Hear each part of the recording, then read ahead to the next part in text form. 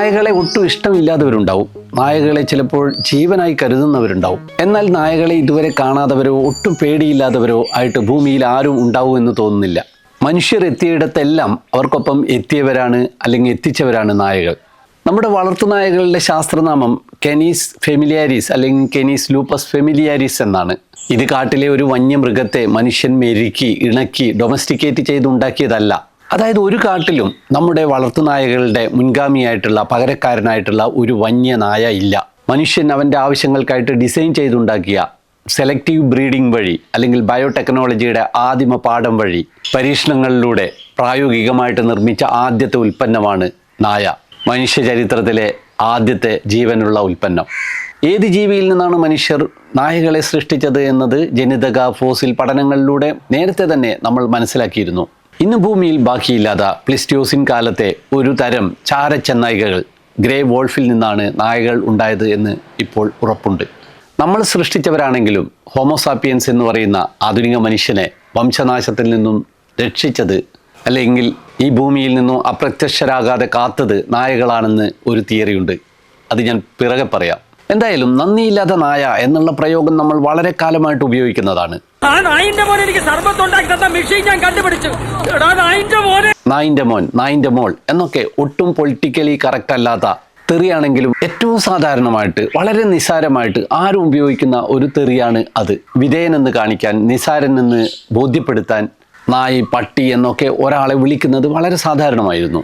മേലാള അധികാര സൂചനകൾക്കപ്പുറം പല മാനങ്ങളുണ്ട്. പൊടാ പട്ടി, പോ നായേ എന്നൊക്കെ ഒരാളെ വിളിക്കുന്നതിൽ. നായെന്നും പട്ടിയെന്നും ആൺപെൺ ലിംഗസൂചനയോടെയും അല്ലാതെയും കേരളത്തിൽ പല വിധത്തിലും ഉപയോഗിക്കാറുണ്ട് എന്നുള്ളതും കൗതുകകരമാണ്. നല്ല സ്നേഹജീവിയായും പെറ്റായും കാവൽക്കാരനായും ഒക്കെയുള്ള പുകഴ്ത്തുപാട്ടുകളും അനുഭവ കഥകളും ധാരാളമായിട്ട് നായകളെ പറ്റിയിട്ട് കേൾക്കാനുണ്ടെങ്കിലും വിക്ടോറിയൻ കാലത്ത് യൂറോപ്പിലാണ് ഈ നായ ബ്രീഡുകളുടെ വലിയ പരീക്ഷണങ്ങളൊക്കെ നടക്കുന്നത്. പ്രഭു കുടുംബങ്ങളും മധ്യവർഗവും ഒക്കെ പലതരത്തിലുള്ള ശ്വാന പ്രദർശനങ്ങൾ, കെന്നൽ ക്ലബ്ബുകളൊക്കെ ആരംഭിക്കുന്നു. പലതരത്തിലുള്ള രൂപത്തിലും സ്വഭാവത്തിലുമുള്ള പലതരം ബ്രീഡുകൾ ആവശ്യമായിട്ട് വന്നു. അതിനുള്ള വലിയ ശ്രമങ്ങളും ആരംഭിച്ചു. ഇത്തരത്തിൽ സൃഷ്ടിച്ച പല ബ്രീഡുകളും സ്വാഭാവിക പ്രകൃതിയിൽ അതിജീവിക്കാൻ കഴിവില്ലാത്തവരും കൂടിയായിരുന്നു. പലതരത്തിലുള്ള ജനിതക തകരാറുകളും ഹൃദയപേശി സംബന്ധമായിട്ടുള്ള അസുഖങ്ങളും സാധാരണ സ്കെൽറ്റൽ മസിലിനുണ്ടാകുന്ന തകരാറുകളും ഒക്കെ പതുക്കെ പതുക്കെ ഇവർക്ക് വന്നുകൊണ്ടിരുന്നു. അല്ലെങ്കിൽ ഇവരുടെ കൂടെ പിറപ്പായി ഇപ്പോഴും തുടരുകയും ചെയ്യുന്നുണ്ട്. ഇത്തരം പെറ്റ് ബ്രീഡുകൾ വ്യാപകമായതോടെയാണ് നായകൾ നമ്മുടെ വീടിനുള്ളിലേക്കും കിടപ്പുമുറിയിലേക്കും അടക്കം എത്തുന്നത്. ആ കാലം വരെയും നായകൾ വീടിനകത്ത് കയറാൻ സ്വാതന്ത്ര്യമില്ലാത്ത, അനുവാദമില്ലാത്ത ജീവികൾ തന്നെയായിരുന്നു. നായ നക്കിയ കലം പോലെ, നടുക്കടലിലും നായ നക്കിയെ കുടിക്കൂ, കുരക്കുന്ന പട്ടി കടിക്കില്ല, നായ ചന്തക്ക് പോയതുപോലെ, നായയുടെ വാല് കുഴലിലിട്ടതുപോലെ, നായക്ക് പുതിയ തേങ്ങ കിട്ടിയതുപോലെ എന്നൊക്കെയുള്ള പലതരത്തിലുള്ള നായച്ചൊല്ലുകളിലും നായകളോടുള്ള പരമപുച്ഛമാണ് പ്രധാനമായിട്ട് നിൽക്കുന്നത്. നായയെ കണ്ടാൽ കല്ലെടുത്തെറിയുക എന്നത് പലരുടെയും ഒരു വിനോദമായിരുന്നു ഒരു കാലത്ത്. നായയെ കാണുമ്പോൾ കല്ല് കാണില്ല, കല്ല് കാണുമ്പോൾ നായയെ കാണില്ല എന്നൊക്കെയുള്ള ചൊല്ല് പോലും അങ്ങനെയാണ് ഉണ്ടാകുന്നത്. ചില ആവശ്യങ്ങളും അവസരങ്ങളും ചേർന്ന് നിൽക്കാത്തത് സൂചിപ്പിക്കാനാണെങ്കിൽ പോലും പട്ടിയെ കണ്ടാൽ എറിയുക എന്നുള്ള നിത്യസംഭവമാണ് ഈ ചൊല്ലും സൃഷ്ടിച്ചത് എന്നതുറപ്പാണ്. അരിയും തിന്ന് ആശാരിച്ചയും കടിച്ച് എന്നിട്ടും നായക്ക് മുറുമുറുപ്പ് എന്ന ചൊല്ലിലാണ് നായയെ നമ്മൾ ഏറ്റവും വൃത്തികെട്ട, നന്ദിയില്ലാത്ത മൃഗമായിട്ട് അവതരിപ്പിക്കുന്നത്. എങ്കിലും MP നാരായണപിള്ളയുടെ പരിണാമം എന്ന് പറയുന്ന നോവൽ വരുന്നത് വരെയും മലയാളികളെ സംബന്ധിച്ചിടത്തോളം നായകൾ വെറും നായകൾ മാത്രമായിരുന്നു. പിന്നീടാണ് അവർക്കൊരു നായക പദവിയൊക്കെ കിട്ടുന്നത്. പറശ്ശിനി മുത്തപ്പൻ, മടപ്പുര പോലെയുള്ള ചില ആരാധനാലയങ്ങളിൽ മാത്രമാണ് കേരളത്തിൽ നായകൾക്ക് വല്ല വിലയും ഉണ്ടായിരുന്നത്.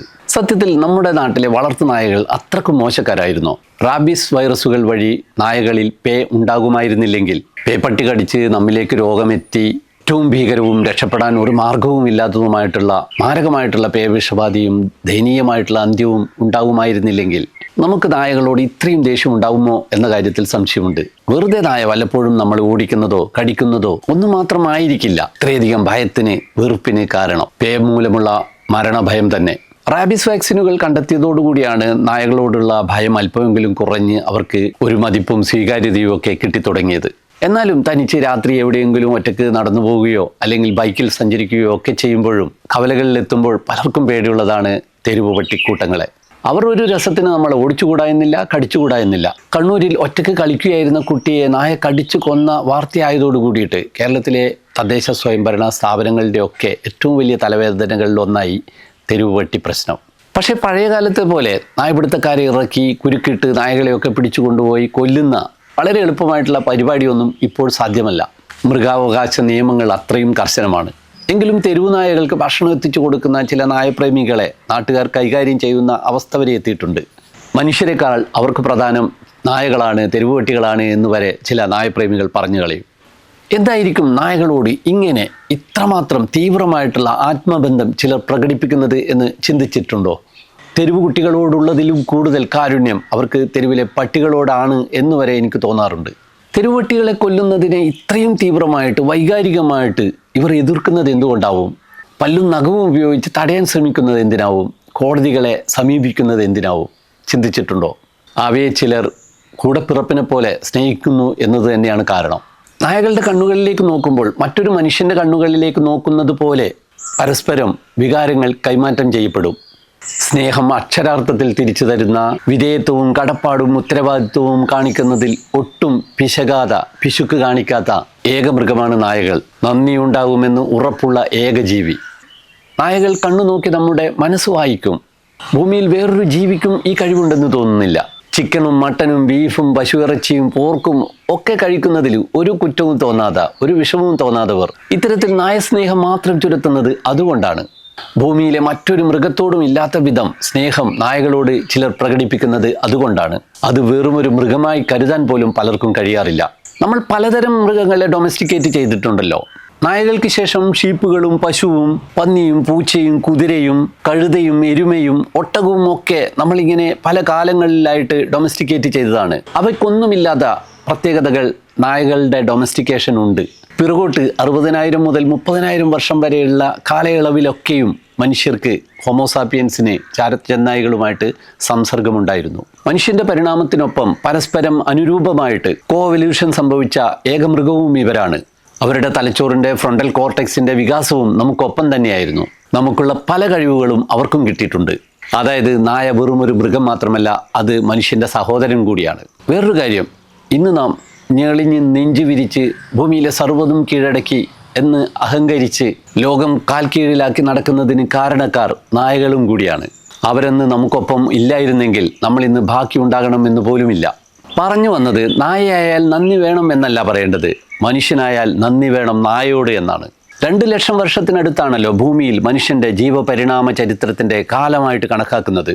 ആഫ്രിക്കയിൽ പരിണമിച്ചുണ്ടായ മനുഷ്യൻ ലോകത്തിൻ്റെ മുക്കിലും മൂലയിലും എത്തി. അവിടെയെല്ലാം ഇപ്പോൾ ജീവിതം തുടരുകയും ചെയ്യുന്നു. നമ്മൾ അതിനു തക്ക അനുകൂലനങ്ങൾ ആർജിച്ചു. കൊടും തണുപ്പും മരുഭൂമിയിലെ ചൂടും വരൾച്ചയും ഈർപ്പവും ഉയരങ്ങളിലെ ഓക്സിജൻ കുറവും ഒക്കെ ശാരീരിക മാറ്റങ്ങളിലൂടെ നമ്മൾ അതിജീവിച്ചു. പലതരം അറിവുകളിലൂടെ വസ്ത്രം, ഭക്ഷണം, പാർപ്പിടം, പലതരത്തിലുള്ള ഉപകരണങ്ങൾ എന്നിവയൊക്കെ വികസിപ്പിക്കുന്നതിലൂടെ ഏത് കാലാവസ്ഥയിലും ഭൂപ്രകൃതിയിലും ജീവിക്കാൻ പറ്റുന്ന വിധത്തിലുള്ള ലോകത്തിലെ ഏക മാമൽ സ്പീഷീസ് ആയിട്ട് മാറി. ഭൂമിയിൽ പലതരം നിറത്തിലും മുഖാകൃതിയിലും വലിപ്പത്തിലും ഒക്കെ പലതരം വംശങ്ങളായിട്ട് മനുഷ്യന്മാർ മാറി. എന്നാൽ മനുഷ്യരെത്തിയ ഇടത്തൊക്കെ മനുഷ്യർക്കൊപ്പം വേറൊരു ജീവി കൂടി എത്തിയിരുന്നു. അതാണ് നായകൾ. ഭൂമിയിലെ എല്ലാ ഭൂഖണ്ഡങ്ങളിലും മനുഷ്യരെത്തിയ ഇടത്തെല്ലാം അവർക്കൊപ്പം നായകളുമുണ്ട്. കാരണം മനുഷ്യൻ്റെ ഭാഗമായിരുന്നു നായകൾ. അവരുടെ കൂട്ടുകാരായും സഹായിയായും വേട്ടക്കൂട്ടായും കാവലായും ഭാരം വഹിക്കുന്നവരായും വണ്ടി വലിക്കുന്നവരായും വെറും പെറ്റായും ഒക്കെ മനുഷ്യർ കൂടെ കൂട്ടി. അവരെ തീറ്റി, സംരക്ഷിച്ചു, ചികിത്സിച്ചു. അവ മരിക്കുമ്പോൾ സങ്കടപ്പെട്ടു, മരണ ശുശ്രൂഷകൾ ചെയ്തു, സ്മാരകങ്ങൾ പണിതു, മനുഷ്യ സമാന പദവികൾ, സ്ഥാനമാനങ്ങൾ നൽകി. കാരണം മനുഷ്യൻ്റെ സന്തോഷങ്ങളും സങ്കടങ്ങളും വികാരങ്ങളും മനസ്സും മനസ്സിലാക്കാനും അതിനനുസരിച്ച് പെരുമാറാനും കഴിയുന്ന അത്ഭുതകരമായിട്ടുള്ള കഴിവുള്ള ജീവി നായയാണ്, നായ മാത്രമാണ്. എപ്പോഴാണ് നായകൾ സൃഷ്ടിക്കപ്പെട്ടത് എന്നതിന് കൃത്യമായിട്ടുള്ള വിവരങ്ങളൊന്നുമില്ല. മനുഷ്യർ കൃഷി തുടങ്ങുന്നതിനു മുമ്പേ അലഞ്ഞു നടന്ന് വേട്ടയാടി ജീവിച്ചിരുന്ന കാലമായിരിക്കും ചാരച്ചെന്നായികൾ മനുഷ്യരോടൊപ്പം കഴിയാൻ തുടങ്ങിയത് എന്നാണ് കണക്കാക്കപ്പെടുന്നത്. ഒരിടത്താണോ രണ്ടിടത്തായിട്ടാണോ ഇത്തരത്തിലുള്ള മിരിക്കൽ നടന്നത് എന്നതിനെ കുറിച്ചും ഇപ്പോഴും സംശയമുണ്ട്. വെസ്റ്റേൺ യൂറേഷ്യയിലോ മധ്യേഷ്യയിലോ എവിടെയോ വച്ചാണ് ആദ്യമായിട്ട് മനുഷ്യർ നായകളെ ഉണ്ടാക്കിയത്. അതിനു മുമ്പ് എത്രയോ വർഷമായിട്ട് ഈ 2 തരം ജീവികളും, ഗ്രേ വൂൾഫും ഹോമോസാപ്പിയൻസും, ഏകദേശം ഒരേ തരം സംഘജീവിതം നയിക്കുന്നവരായിരുന്നു. നീണ്ട വമ്പൻ പല്ലുകളുള്ള സാബർ കാറ്റുകൾ, കരടികൾ തുടങ്ങി വലിയ കാട്ടുമൃഗങ്ങളെല്ലാം ഒറ്റയ്ക്ക് വേട്ടയാടി ജീവിക്കുന്നവരാണ്. അവർക്കൊപ്പം തന്നെയായിരുന്നു ഇവരുടെയും ജീവിതം. ശാരീരികമായിട്ട് അവരെക്കാൾ നിസാരരും കരുത്തു കുറഞ്ഞവരും ഒക്കെ ആയിരുന്നെങ്കിലും ഹോമോസാപ്പിയൻസും ചാരച്ചെന്നായ്ക്കളും കൂട്ടമായിട്ട് വേട്ടയാടുന്ന തന്ത്രങ്ങളുള്ളവരായിരുന്നു. സംഘബലം കൊണ്ട്, അതിലെ ആസൂത്രണം കൊണ്ട് തളരാതെ സംഘാംഗങ്ങൾ ഓരോരാളായിട്ട് തുടർച്ചയായിട്ട് വിടാതെ പിന്തുടരുന്ന രീതി കൊണ്ട് ഇവർക്ക് അവരെക്കാളും എത്രയോ വലിയ ഇരകളെപ്പോലും ഓടിച്ച് ക്ഷീണിപ്പിച്ച് കൂട്ടം കൂടി വളഞ്ഞ് പിടിക്കാം എന്നുള്ള വലിയ ഒരു അനുകൂലനമുണ്ടായിരുന്നു. രണ്ട് ജീവസംഘങ്ങളും ഈ കാര്യത്തിൽ വലിയ സാമ്യമുള്ളവരായിരുന്നു. നമുക്ക് കൂർത്ത ആയുധങ്ങൾ പിടിക്കാനുള്ള വിരലുകളും കൈയും പിന്നെയില്ല അല്പം കൂടുതലുള്ള ബുദ്ധിയും കുറച്ചുകൂടി മേൽക്കൈ നൽകിയിട്ടുണ്ട് എന്നുള്ളത് സത്യമാണ്. അതായത് പലപ്പോഴും ഒരേ ഇരകൾക്ക് വേണ്ടിയിട്ടുള്ള മത്സരം നടന്നിരിക്കുക ഹോമോസാപ്പിയൻസും ഗ്രേ വുൾഫുകളും തമ്മിലായിരിക്കാം. നൊമാഡുകളായിട്ട് പെറുക്കി തിന്നും വേട്ടയാടിയും പതുക്കെ സഞ്ചരിച്ച് മുന്നോട്ട് നീങ്ങിക്കൊണ്ടിരുന്ന ഹോമോസാപ്പിയൻസിൻ്റെ ഏതോ ഒരു ചെറു സംഘത്തോടൊപ്പം സമാന സാമൂഹ്യ ഗോത്ര സ്വഭാവവും പരസ്പര വിനിമയ രീതികളുമുള്ള യൂറേഷ്യൻ ചാരച്ചെന്നായക്കൂട്ടങ്ങൾ ഗ്രേ വോൾഫുകൾ എന്തോ കാരണങ്ങളാൽ പിന്തുടർന്നിരിക്കാം. കൂട്ടത്തിൽ നിന്നും പുറത്തായതോ പരിക്ക് പറ്റിയതോ ആക്രമണ സ്വഭാവം പൊതുവെ കുറഞ്ഞതോ ആയിട്ടുള്ള ചില ചാരച്ചെന്നായികൾക്ക് മനുഷ്യർക്കൊപ്പം കൂടാൻ തോന്നിയതുമാകാം. അവരുടെ പിറകെ നിശ്ചിത അകലത്തിൽ അവരറിയാതെ സഞ്ചരിച്ച് അവരെ നിരീക്ഷിച്ച് പിന്തുടരാൻ ഒന്നോ അധികമോ ഗ്രേ വോൾഫുകൾക്കോ ചിലപ്പോൾ ചില കൂട്ടത്തിനോ തോന്നിയിരിക്കാം. മനുഷ്യരുടെ വേട്ടകളിൽ ബാക്കിയാവുന്ന മാംസാവശിഷ്ടങ്ങൾ അധ്വാനിക്കാതെ കിട്ടും എന്നതുകൊണ്ട് കൂടെ കൂടിയതുമാവാം. എന്തായാലും ചാരച്ചെന്നായികളിലെ മനുഷ്യഭയം കുറഞ്ഞ ശൗര്യം കുറഞ്ഞ ചെന്നായ്ക്കളോട് മനുഷ്യർ ചില ഇഷ്ടം കാണിച്ചിരിക്കാം. ഓമനത്തുമുള്ള ചെന്നായ് കുഞ്ഞുങ്ങളെ അതിലെ സ്ത്രീകളൊക്കെ ചിലപ്പോൾ എടുത്ത് വളർത്തിയിരിക്കാം. എന്തോ കാരണങ്ങളാൽ ഇവർ മനുഷ്യർക്കൊപ്പം കൂടി എന്നതുറപ്പാണ്. ഇത്തരം ഇനം ചെന്നായ്കളെ മാത്രം തിരഞ്ഞെടുത്ത് അവയെ ഇണചേർത്ത് അവയുടെ കുട്ടികളിൽ നിന്നും ഇണക്കമുള്ളവയെ മാത്രം വളർത്തി നൂറ്റാണ്ടുകളിലൂടെ സെലക്റ്റീവ് ബ്രീഡിംഗ് വഴി പതുക്കെ പതുക്കെ ഹോമോസാപ്പിയൻസ് സൃഷ്ടിച്ചതാണ് വളർത്തുനായകൾ. ചെന്നായ്കളുടെ പല സ്വഭാവങ്ങളും അതുപോലെ ശാരീരിക രൂപവും പതുക്കെ പതുക്കെ മാറി അത് പിന്നീട് നായയായി മാറി. ആദ്യകാലങ്ങളിൽ ചാരച്ചെന്നായ്കളിൽ നിന്നും വലിയ രൂപമാറ്റമൊന്നും നായകൾക്കില്ലായിരുന്നു. അതിനാൽ തന്നെ ഫോസിൽ തെളിവുകൾ കണ്ട് ഇത് ചെന്നായയുടേതാണോ നായയുടേതാണോ എന്ന് തീർപ്പ് പറയാനും വലിയ വിഷമമായിരുന്നു. എന്നാലും ഹോമോസാപ്പിയൻസിൻ്റെ അസ്ഥി ഫോസിലുകളോട് ചേർന്ന് തന്നെ ഇത്തരത്തിലുള്ള വൂൾഫ് സമാന ഫോസിലുകളും ലഭിച്ചിട്ടുണ്ട്. അസ്ഥിക്ക് കാര്യമായിട്ടുള്ള പരിക്ക് പറ്റിയിട്ടും വളരെ കാലത്തിന് ശേഷം മാത്രം മരിച്ചു എന്ന് മനസ്സിലാക്കാൻ പറ്റിയ വൂൾഫിൻ്റെ ഫോസിൽ അതിൽ ഒരു പുതിയ അറിവായിരുന്നു. സ്വാഭാവികമായി അത്തരത്തിലുള്ള ഗുരുതരമായിട്ടുള്ള പരിക്ക് പറ്റിയ ഒരു വൂൾഫ് പട്ടിണി കിടന്ന് ചാവേണ്ടതാണ്. പരിക്ക് പറ്റിയിട്ടും വളരെ കാലം കഴിഞ്ഞിട്ടാണ് ആ വൂൾഫ് മരിച്ചത് എന്ന് മനസ്സിലാക്കിയതിൽ നിന്നും വലിയൊരു അറിവ് നമുക്ക് ലഭിക്കുന്നുണ്ട്. അതായത് അതിന് ഈ പരിക്കുണ്ടായിട്ടും വളരെ കാലം ആരോ ഭക്ഷണം നൽകിയിരുന്നു എന്നത്.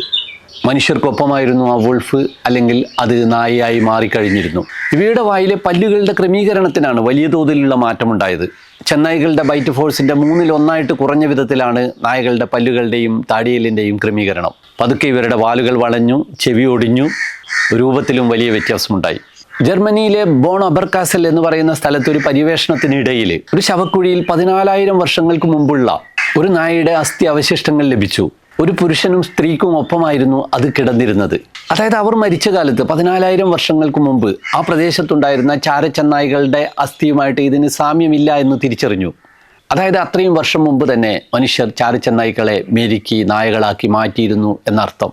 കാലക്രമത്തിൽ നായകൾക്ക് മനുഷ്യരുടെ സഹായമുള്ളതിനാൽ തന്നെ അവയുടെ സവിശേഷമായിട്ടുള്ള ചില അതിജീവന കഴിവുകൾ ഉപയോഗമില്ലാതെ വളർച്ച മുട്ടി അപ്രത്യക്ഷമായി തുടങ്ങി. മനുഷ്യർ 10,000 വർഷം മുമ്പ് തന്നെ കൃഷി തുടങ്ങിയതോടുകൂടിയിട്ട് മാംസാഹാരികളായിരുന്ന ചാരച്ചെന്നായ്ക്കളും പതുക്കെ അന്നജം ദഹിപ്പിക്കേണ്ട ഗതികേടിലേക്ക് എത്തി.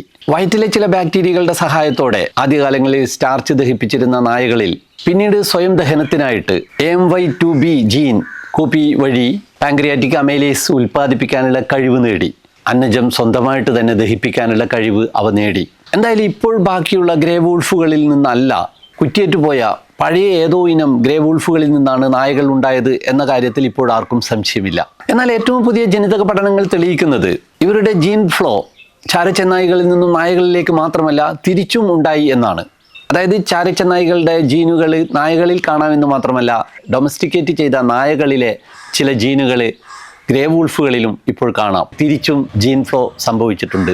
ആദ്യകാലങ്ങളിലെ നായകൾ തിരിച്ച് കാടുകളിലെ ചെന്നായ്കളുമായിട്ടും ഇണചേർന്നിട്ടുണ്ട് എന്നർത്ഥം. അതായത് ഇപ്പോഴുള്ള ചാരച്ചെന്നായ്കളിൽ അന്നജം ദഹിപ്പിക്കാനുള്ള പാങ്ക്രിയാറ്റിക് അമൈലേസിൻ്റെ നിർമ്മാണത്തിന് സഹായിക്കുന്ന AMY2B ജീനിൻ്റെ കോപ്പികൾ കാണാൻ പറ്റും. സത്യത്തിൽ അവർക്ക് അതിൻ്റെ ആവശ്യം ഒട്ടുമില്ല. അതായത് അത് തിരിച്ച് നമ്മുടെ വളർത്തുനായകളിൽ നിന്നും അവർക്ക് കിട്ടിയതാവും. ഇനി ആധുനിക മനുഷ്യൻ ഇങ്ങനെ ബാക്കിയായതിന് നന്ദി വേണം നായയോട് എന്ന് പറയുന്നതിന് ചില തിയറികൾ ചിലർ പറയാറുണ്ട്. രസകരമാണത്. മാനവ പരിണാമ ചരിത്രത്തിന്റെ ഒരു ദശാസന്ധിയിൽ യൂറേഷ്യയിൽ ജീവിച്ചിരുന്ന നിയോണ്ടർത്താലുകൾ എന്ന് പറയുന്ന മനുഷ്യ വിഭാഗത്തിന്റെ അടുത്തേക്ക് ആഫ്രിക്കയിൽ നിന്ന് എത്തിയവരായിരുന്നല്ലോ ഹോമോസാപ്പിയൻസ്. 10,000-കണക്കിന് കൊല്ലക്കാലം ഈ രണ്ട് മനുഷ്യ വിഭാഗങ്ങളും തമ്മിൽ അതിജീവനത്തിനുള്ള മത്സരങ്ങൾ നടന്നിരിക്കാം. അവർ ചിലപ്പോൾ സഹവർത്തിത്വത്തിലും കഴിഞ്ഞിരിക്കാം. അതായത് ഈ വർഗ്ഗങ്ങൾ തമ്മിൽ ഇണചേരലും നടന്നിട്ടുണ്ട്. അതിനാൽ തന്നെയാണ് നമ്മുടെയൊക്കെ ജീനുകളിൽ നിയോണ്ടർത്താലുകളുടെ ജീനുകളുടെ ഭാഗങ്ങൾ കൂടിയുള്ളത്. അതും കൂടാതെ ഡെനിസോവൻ എന്ന് പറയുന്ന വിഭാഗത്തിന്റെ ജീനുകളും മനുഷ്യരുടെ ജീനുകളിലുണ്ട്. ശരിക്കും നിയോണ്ടർത്താലുകൾക്കായിരുന്നു മഹാശൈത്യത്തിന്റെ ആ കാലം അതിജീവിക്കാനുള്ള സാധ്യതകൾ കൂടുതലുണ്ടായിരുന്നത്. കാരണം അവരായിരുന്നു വളരെ കാലമായിട്ട് യൂറേഷ്യയിൽ ജീവിച്ചിരുന്നവർ, അവിടെയുള്ള കാലാവസ്ഥയുമായിട്ടൊക്കെ പൊരുത്തപ്പെട്ടവർ, അനുകൂലനങ്ങൾ ആർജിച്ചവർ. പക്ഷെ അവർ കുലം കുത്തിപ്പോയി. ബാക്കിയായത് നമ്മൾ ഹോമോസാപ്പിയൻസ് ആണ്. കൊടും ശൈത്യത്തിൽ വേട്ടയാടാനാകാതെ, ഭക്ഷണം കണ്ടെത്താനാവാതെ നിയോണ്ടർത്താലുകൾ ചിലപ്പോൾ പട്ടിണി കിടന്ന് കുറ്റിയേറ്റുപോയതാകാം. അപ്പോഴും നമ്മൾ ബാക്കിയായതിനുള്ള ചില തിയറികൾ പറയാറുണ്ട്. അതിജീവന മത്സരത്തിൽ നിയോണ്ടർത്താലുകൾക്ക് ലഭ്യമാകാത്ത ചില സവിശേഷ സൗകര്യങ്ങൾ നമുക്ക് ലഭിച്ചതാകാം എന്നാണ് ചില തിയറികൾ. അതിലൊന്ന് നായകളുടെ ഡൊമസ്റ്റിക്കേഷനാണ്. മൂർച്ചയുള്ള ആയുധങ്ങൾ ഉപയോഗിക്കാൻ അറിയുന്ന മനുഷ്യർ വേട്ടയാടാൻ കഴിവുള്ളവരാണെങ്കിൽ കൂടി ആൾപ്പൊക്കത്തിലുള്ള പുൽമേടുകളിൽ വളഞ്ഞ പല്ലുള്ള സാബർ കാറ്റുകളും കരടികളും എപ്പോഴും ഒളിഞ്ഞിരിപ്പുണ്ടാകാം. അവയുടെ തൊട്ടു മുന്നിൽ എത്തുന്നതുവരെ അവയുടെ സാന്നിധ്യം തിരിച്ചറിയാൻ മനുഷ്യർക്ക് പറ്റില്ല.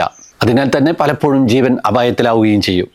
എന്നാൽ മനുഷ്യർക്കൊപ്പം കൂടിയേ ചുറ്റിപ്പറ്റി നിന്ന ചെന്നായിക്കൂട്ടങ്ങൾ അല്ലെങ്കിൽ ഡൊമസ്റ്റിക്കേഷൻ്റെ ആദ്യഘട്ടത്തിലുള്ള ആ നായകൾ ഇത്തരത്തിലുള്ള ആക്രമണകാരികളായിട്ടുള്ള ജീവികളുടെ സാന്നിധ്യം മുൻകൂട്ടി അറിയുകയും അപായ ശബ്ദങ്ങൾ ഉണ്ടാക്കുകയും ചെയ്തിരിക്കാം. ചെന്നായിപ്പറ്റങ്ങൾ അല്ലെങ്കിൽ നായകൾ ഓടിച്ച് തളർത്തിയ ഇരകളെ അടുത്തെത്തി എറിഞ്ഞും കുത്തിയും ഒക്കെ വീഴ്ത്തിക്കൊല്ലാൻ മനുഷ്യർക്ക് എളുപ്പമായി. ഭക്ഷണക്ഷാമം കൊണ്ട് പട്ടിണി കിടന്ന് ചാവാതെ, ക്രൂരമൃഗങ്ങളുടെ കടാരപ്പല്ലുകൾക്കിടയിൽ കുടുങ്ങി മരിച്ചു പോകാതെ, ഹോമോസാപ്പിയൻസിനെ കുലമുടിയാതെ സഹായിച്ചത് ചിലപ്പോൾ നായകളുമായിട്ടുള്ള കൂട്ടുകെട്ടാവാം. പാവം നിയോണ്ടർത്താലുകൾക്ക് ചിലപ്പോൾ ഈ സൗകര്യം കിട്ടിക്കാണില്ല. 14,000 വർഷം വരെ മുമ്പാകാം ഈ ഡൊമസ്റ്റിക്കേഷൻ നടന്നത് എന്ന് ചില വാദങ്ങളുണ്ട്. അതല്ല 25,000 വർഷങ്ങൾക്ക് മുമ്പ് തന്നെ ഈ തരത്തിലുള്ള ഒരു ഡൊമസ്റ്റിക്കേഷൻ്റെ ആരംഭം തുടങ്ങി എന്ന് കരുതുന്നവരുമുണ്ട്. യൂറോപ്പിലോ ആർട്ടിക്കിലോ കിഴക്കൻ ഏഷ്യയിലോ ആവാം അത് തുടങ്ങിയത് എന്നും കരുതപ്പെടുന്നു. 2023 പ്രസിദ്ധീകരിച്ച ഒരു പഠനത്തിൽ കൊടും ശൈത്യം മനുഷ്യരെയും ചെന്നായകളെയും ഒക്കെ ഒറ്റപ്പെടുത്തിയ, ഭക്ഷണത്തിനും അതിജീവനത്തിനുമായിട്ട് പടപൊരുതിയ ലാസ്റ്റ് ഗ്ലേഷ്യൽ മാക്സിമ കാലത്ത് 23,000 വർഷം മുമ്പ് സൈബീരിയയിലാകാം ഈ കൂട്ടുകെട്ട് ആരംഭിച്ചതെന്നും അവിടുന്ന് പടിഞ്ഞാറോട്ട് യൂറേഷ്യയിലേക്കും കിഴക്കോട്ട് അമേരിക്കയിലേക്കും ഇത് വ്യാപിച്ചിട്ടുണ്ടാകാം എന്നും കരുതുന്നു. രണ്ടു കൂട്ടരും തമ്മിലുള്ള ഹോമോസാപ്പിയൻസും ചാരച്ചെന്നായ്ക്കളും തമ്മിലുള്ള ഈ കൂട്ടുകെട്ടിൻ്റെ മുൻകൈ എടുത്തത് ആരായിരിക്കും എന്നുള്ള കാര്യത്തെക്കുറിച്ചും ചില സംശയങ്ങളുണ്ട്. മനുഷ്യരല്ല ചാരച്ചെന്നായ്ക്കളെ മെരുക്കി നായകളാക്കിയതെന്നും ചാരച്ചെന്നായ്ക്കൾ അവരുടെ സ്വഭാവത്തിലും ശീലത്തിലും മാറ്റങ്ങൾ വരുത്തി കൂട്ടുകൂടി മനുഷ്യരെ മെരുക്കുകയായിരുന്നു എന്നും കരുതുന്നവരുമുണ്ട്. ഇരുവർക്കും ഗുണഫലങ്ങൾ ലഭിച്ചെങ്കിലും ഇരു സ്പീഷീസുകളുടെയും ഭാവി ചരിത്രം അത് മാറ്റിമറിച്ചു. പരസ്പരം മത്സരിച്ചുകൊണ്ട് സ്വതന്ത്രരായി വേട്ടയാടി ജീവിച്ചിരുന്നവർ പിന്നീട് അങ്ങോട്ടും ഇങ്ങോട്ടും സഹായിച്ച് ഇരകളെ കൊന്ന് പങ്കുവെച്ച് നൂറ്റാണ്ടുകളായിട്ട് സഹവർത്തിച്ച് ജീവിക്കുന്നു. ഈ കൂട്ടുജീവിതം പതുക്കെ പതുക്കെ മനുഷ്യരുടെയും നായകളുടെയും തലച്ചോറിൻ്റെ പല ഭാഗങ്ങളുടെയും വികാസത്തെ സ്വാധീനിച്ചിട്ടുണ്ട്. ഘ്രാണശക്തിയിലും കേൾവിശക്തിയിലും പട്ടി സഹായിയായി ഉള്ളതിനാൽ തന്നെ മനുഷ്യരിൽ ഈ ഇന്ദ്രിയങ്ങളുടെ ആവശ്യകത വളരെയധികം കുറഞ്ഞു വന്നു മുരടിച്ചു തുടങ്ങി. എമറി സർവകലാശാലയിലെ ന്യൂറോ സയൻറ്റിസ്റ്റായിട്ടുള്ള ഗ്രിഗറി ബോൺസ് MRI സ്കാനുകൾ ഉപയോഗിച്ചുകൊണ്ട് വ്യത്യസ്ത ആവേഗങ്ങൾ തലച്ചോറിൻ്റെ പല ഭാഗങ്ങൾക്ക് നൽകി ഉണ്ടായ ഉദ്ദീപനങ്ങൾ പഠിച്ചും ചില പഠനങ്ങൾ തെളിയിച്ചത് മനുഷ്യരെ പോലെ തന്നെ ചില സമാന വികാരങ്ങളുള്ള ജീവിയാണ് നായകൾ എന്ന് തന്നെയാണ്. കൈകൊണ്ടൊരു പ്രത്യേക ആംഗ്യം കാണിച്ചതിന് ശേഷം നായ്ക്ക് വളരെ നല്ല ഒരു ഭക്ഷണം നൽകി മറ്റൊരു ആംഗ്യം കാണിച്ച് ഭക്ഷണമൊന്നും നൽകിയതുമില്ല. രണ്ടാംഗ്യങ്ങളും ഇങ്ങനെ കുറേ നാൾ പരിശീലിപ്പിച്ചതിന് ശേഷം പിന്നീട് ഓരോ സിഗ്നലുകളും ആംഗ്യങ്ങളും നൽകുമ്പോൾ നായയുടെ തലച്ചോറിൽ ഉണ്ടാകുന്ന മാറ്റങ്ങൾ നിരീക്ഷിച്ചു. നമ്മെപ്പോലെ തന്നെ നായയുടെ തലച്ചോറിലുമുള്ള കൗഡേറ്റ് ന്യൂക്ലിയസ് എന്ന് പറയുന്ന ഭാഗം പ്രതികരിക്കുന്നത് സമാനമായിട്ടാണ് എന്ന് തിരിച്ചറിഞ്ഞു. ഏറ്റവും കൂടുതൽ ഡൊപ്പാമിൻ സ്വീകരണികളുള്ള ഇടമാണത്. സുഖത്തിൻ്റെയും സന്തോഷത്തിൻ്റെയും ഒക്കെ ന്യൂറോ ട്രാൻസ്മിറ്റർ എന്നതിലപ്പുറം മറ്റു പല സങ്കീർണ സവിശേഷതകളും ഉള്ളതാണ് ഡൊപ്പാമിൻ. പ്രതീക്ഷയുണ്ടാകുമ്പോൾ എല്ലാവരും ഉത്തേജിതമാകും. നായകളിലും ഈ ഉത്തേജനം വ്യക്തമായിട്ട് കാണാം. എന്തോ ഒരു സമ്മാനം കിട്ടാൻ പോകുന്നു എന്ന സന്തോഷ പ്രതീക്ഷ. സന്തോഷം മാത്രമല്ല, ദുഃഖം, ഭയം, ഇഷ്ടം, ദേഷ്യം തുടങ്ങിയ പലതരത്തിലുള്ള വികാരങ്ങളൊക്കെയും നായകളും അനുഭവിക്കുന്നുണ്ട്. മറ്റുള്ളവരുടെ കണ്ണിൽ നോക്കി ആശയവിനിമയം ചെയ്യാനും ദേഷ്യം, സന്തോഷം, അസ്വസ്ഥത, വെറുപ്പ്, സ്നേഹം തുടങ്ങിയവ ഉടമയുടെ മുഖഭാവത്തിൽ നിന്നും തിരിച്ചറിയാനും അതിനനുസരിച്ച് പെരുമാറാനും അവർക്ക് കഴിയും. 1758 കാൾ ലീനസ് സസ്യ ജന്തു വർഗീകരണത്തിൻ്റെ തുടക്കക്കാരനായിട്ടുള്ള സ്വീഡിഷ് ശാസ്ത്രജ്ഞനാണ് കെനീസ് ജനുസിൽ ഉൾപ്പെടുത്തി നായകളെ വർഗീകരിച്ചത്. വളർത്തുനായ, ചാരച്ചെന്നായ, സുവർണ കുറുനരി എന്നീ 3 ഇനങ്ങളെയായിരുന്നു അദ്ദേഹം ഈ ജനുസിൽ ഉൾപ്പെടുത്തിയത്. വീട്ടുനായയെ കാനീസ് ഫെമിലാരിസ് എന്നും ചാരച്ചെന്നായെ കാനീസ് ലൂപ്പസ് എന്നും അദ്ദേഹം പേരിട്ടു. നായയുടെ വാൽ വളഞ്ഞു മുകളിലോട്ടുള്ളതിനാലാണ് അദ്ദേഹം ഇത് 2 സ്പീഷീസുകളായിട്ട് കണക്കാക്കിയത്. നമ്മുടെ വളർത്തുനായകളുടെ ശാസ്ത്രനാമം ഇപ്പോൾ കാനീസ് ഫെമിലാരിസ് അല്ലെങ്കിൽ ചിലപ്പോൾ ചാരച്ചെന്നായ്ക്കളുടെ ഒരു ഉപവിഭാഗം എന്ന വിധത്തിൽ കാനീസ് ലൂപ്പസ് ഫെമിലാരിസ് എന്നും വിളിക്കാറുണ്ട്. മൃഗങ്ങളോട് അളവറ്റ കനിവും മലിവും സ്നേഹവും ഒക്കെ ഉണ്ടായിരുന്ന ജർമ്മൻ എഴുത്തുകാരനും പത്രാധിപരും ഒക്കെ ആയിരുന്ന ഹെൻറി സിമ്മർമാൻ മനുഷ്യനും പട്ടിയും എന്ന പേരിൽ ഒരാഴ്ച പതിപ്പ് മുടങ്ങാതെ പ്രസിദ്ധീകരിച്ചിരുന്നു. മൃഗങ്ങളോട് നമ്മൾ എന്തുകൊണ്ടാണ് കൂടുതൽ അനുകമ്പ കാണിക്കേണ്ടതെന്നും പീഡനങ്ങൾ എത്രമാത്രം ക്രൂരവും മനുഷ്യത്വരഹിതമാണ് എന്ന് പ്രഖ്യാപിക്കുന്ന തരത്തിലുള്ള ലേഖനങ്ങളായിരുന്നു അതിൽ ധാരാളമായിട്ടുണ്ടായിരുന്നത്. മൃഗസഹോദരൻ എന്ന പേരിൽ അദ്ദേഹം ഒരു പുസ്തകം പ്രസിദ്ധീകരിച്ചു. സമാന മനസ്കരുടെ കൂടെയുള്ള ചർച്ചകളെ തുടർന്ന് അദ്ദേഹത്തിൻ്റെ നേതൃത്വത്തിൽ 1925 മാർച്ച് 24 മൃഗദിനാഘോഷം സംഘടിപ്പിക്കപ്പെട്ടു. പിന്നീട് 1931 ഫ്ലോറൻസിൽ ചേർന്ന ഇന്റർനാഷണൽ ആനിമൽ പ്രൊട്ടക്ഷൻ കോൺഗ്രസിൽ ഒക്ടോബർ 4 അന്താരാഷ്ട്ര മൃഗദിനമായിട്ട് തീരുമാനിച്ചു. മനുഷ്യർ കഴിഞ്ഞ കുറേ നൂറ്റാണ്ടുകളായിട്ട് പലതരം ആവശ്യങ്ങൾക്ക് ഉതകും വിധം സെലക്റ്റീവ് ക്രോസ് ബ്രീഡിംഗ് വഴി പല രൂപത്തിലും സ്വഭാവത്തിലുമുള്ള പല ഇനം പട്ടികളെ വളർത്തിയെടുത്തു. ഇന്ന് 450ഓളം ഇനം ബ്രീഡുകൾ ലോകത്തെങ്ങുമായിട്ട് നായകളുടെ കൂട്ടത്തിലുണ്ട്. നമുക്കിന്ന് ഭയപ്പെടാതെ ജീവിക്കാനുള്ള വീടുകളുണ്ട്. വന്യമൃഗങ്ങളെ ഭയപ്പെടാതെ കിടന്നുറങ്ങാം, യാത്ര ചെയ്യാം. ക്യാമറയും അലാറവും ഉണ്ട്. വേട്ടയും കാവലും മുന്നറിയിപ്പ് തരലും ഒന്നും പഴയതുപോലെ മനുഷ്യരുടെ അതിജീവനത്തിന് ആവശ്യമുള്ള ഘടകങ്ങളല്ലാതായി മാറിയ ആധുനിക കാലത്ത് നമ്മൾ ഇവരെ അനാവശ്യക്കാരായിട്ട് കണക്കാക്കി കഴിഞ്ഞു. നിർഭാഗ്യത്തിന് ഇവരിലൂടെ റാബീസ് വൈറസ് പകർന്ന് മാരകമായിട്ടുള്ള പേപ്പട്ടി വിഷബാധ ഏൽക്കാം എന്നുള്ള ഒരവസ്ഥ കൂടിയായപ്പോൾ നായകൾ നമ്മുടെ ശത്രുക്കളായി. എല്ലാ പട്ടികളെയും പേപ്പട്ടി എന്ന് വിളിച്ച് തല്ലിക്കൊല്ലുക എളുപ്പമാണല്ലോ. പോലീസ് കേസന്വേഷണം, ബോംബ്, മയക്കുമരുന്ന് എന്നിവ മണത്ത് കണ്ടുപിടിക്കൽ, കാവൽ, മഞ്ഞിലും മറ്റും അപകടത്തിൽപ്പെട്ടവരെ കണ്ടെത്താൻ സഹായിക്കൽ, കാഴ്ചശക്തി കുറഞ്ഞവരെ സഹായിക്കൽ, സ്ലെഡ്ജുകൾ വലിക്കൽ തുടങ്ങിയ ചുരുങ്ങിയ ചില മേഖലകളിൽ മാത്രമേ നായകളുടെ സേവനം ഇപ്പോൾ നമുക്ക് ആവശ്യമുള്ളൂ. ആവശ്യം പോലും പതുക്കെ റോബോട്ടുകളും പുതിയ സാങ്കേതിക ഉപകരണങ്ങളും കയ്യേറും എന്നതും ഉറപ്പാണ്. പെറ്റുകളായി വളർത്തുന്ന ചില സന്തോഷങ്ങൾക്കപ്പുറം ഇവയുടെ പ്രസക്തിയെക്കുറിച്ച് നമ്മൾ സംശയിച്ചും വിസ്മരിച്ചും തുടങ്ങി.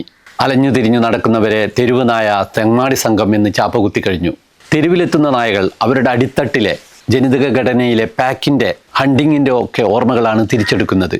രാത്രി ഒറ്റയ്ക്ക് സഞ്ചരിക്കുന്നവരെ, വാഹനങ്ങളെ ഒക്കെ പിന്തുടരുക എന്നത് പഴയ ഹണ്ടിങ്ങിൻ്റെ ഓർമ്മയാണ്. വലിച്ചെറിഞ്ഞ അറവു മാലിന്യങ്ങൾ തിന്ന് തിമിർത്ത് വളർന്നും 100,000 തവണ മനുഷ്യജാതിയുടെ അവഗണനകളും കല്ലേറും അനുഭവിച്ച് നഗരത്തെരുവുകളിൽ വളർന്ന ബുദ്ധികൂർമ്മതയുള്ള ഇവർ അധോലോക തെമ്മാടി സംഘങ്ങളെപ്പോലെ പാതിരാത്രികളിൽ തെരുവുകളിൽ ഒറ്റയ്ക്ക് സഞ്ചരിക്കുന്നവരെയും കുട്ടികളെയും ഒക്കെ ആക്രമിക്കുന്നത് അതുകൊണ്ടാണ്. അവരുടെ വളർന്നു വന്ന സാഹചര്യങ്ങൾ അവരെ അങ്ങനെ ആക്കി തീർത്തതാണ്. കുറ്റക്കാർ നമ്മളും കൂടിയാണ്. നൂറ്റാണ്ടുകൾ നമുക്കൊപ്പം കഴിഞ്ഞ് പരിണമിച്ചെത്തിയ അവരെ എങ്ങുമല്ലാതെ നടുക്കടലിൽ കൈയൊഴിഞ്ഞ് മാറി നിൽക്കുന്ന മനുഷ്യരല്ലേ നന്ദി കെട്ടവർ.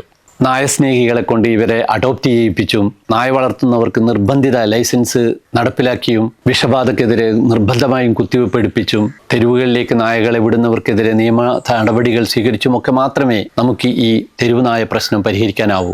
വളരെ സങ്കീർണമാണ് ആ പ്രശ്നം. വളരെ എളുപ്പത്തിലൊന്നും പരിഹരിക്കാനും ആവില്ല. അല്ലാതെ തെരുവിലായ നായകളെ ഇനി എന്തു ചെയ്യും? അവയെ മുഴുവൻ പഴയ നായപിടുത്തക്കാരെ കൊണ്ട് പിടിപ്പിച്ച് കൊല്ലുന്നത് പുതിയ കാലത്ത് അസാധ്യവുമാണ്. നമ്മുടെ ആധുനിക കാഴ്ചപ്പാടും മൃഗസംരക്ഷണ നിയമങ്ങളും അതിന് അനുവദിക്കുകയും ചെയ്യില്ല. അതായത് തെരുവ് നായ എന്നൊന്നും ഉണ്ടാകാൻ പാടില്ല. മനുഷ്യർക്കൊപ്പം ജീവിക്കാനുണ്ടായവരാണവർ. നമ്മൾ ഉണ്ടാക്കിയവർ. മനുഷ്യരെ പോലെ തന്നെ വികാരമുള്ള ഒരു അർദ്ധ സഹോദരന്മാരാണവർ. ഇനി അവർ ഏത് കാട്ടിലേക്കാണ് തിരിച്ചു പോകേണ്ടത്? അത് അസാധ്യവുമാണ്. ഭാരതകഥയിൽ മഹാപ്രസ്ഥാന യാത്രക്കൊടുവിൽ സ്വർഗവാതിൽക്കലോളം കൂടെ കൂടിയ നായയോട് യുധിഷ്ഠിരൻ കാണിച്ച നന്ദി പക്ഷേ മനുഷ്യർ കാണിച്ചില്ല. ഞാൻ വിജയകുമാർ ബ്ലാത്തൂർ. വളരെ ചെറിയ പ്രാണികൾ തൊട്ടിട്ട് വളരെ വലിയ സസ്തനികൾ വരെയുള്ള നമ്മുടെ ജീവലോകത്തിലെ മറ്റൊരു ജീവിയെ പരിചയപ്പെടുത്തുന്ന മറ്റൊരു വീഡിയോയുമായിട്ട് ഉടൻ വരാം. അതുവരേക്കും വണക്കം.